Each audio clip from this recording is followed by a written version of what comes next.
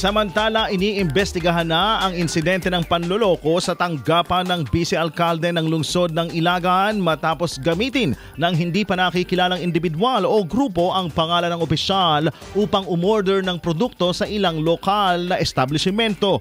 Ayon sa paunang ulat, kabilang sa mga nabiktima ng modus ang Jollibee Ilagan at Mercury Drug Store Ilagan.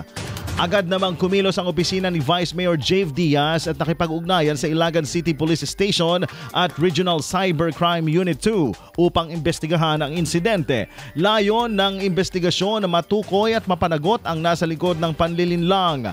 Pinayuhan din ang publiko na mag-ingat at agad na i-report ang anumang kahina-hinalang aktibidad sa kanilang opisina o sa mga otoridad. Mariing babala ang ipinaabot ng Office of the Vice Mayor sa mga sangkot at sa mga may balak pang gumawa ng kaparehong panluloko. Ang paggamit ng pangalan ng opisyal ng pamahalaan para sa panlilinglang ay may kaukulang parusa sa ilalim ng batas.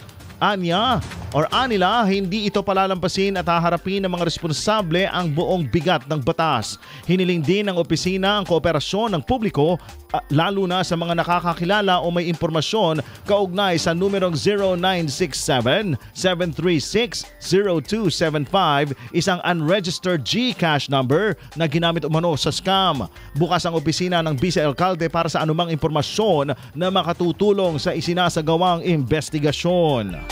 IFM News.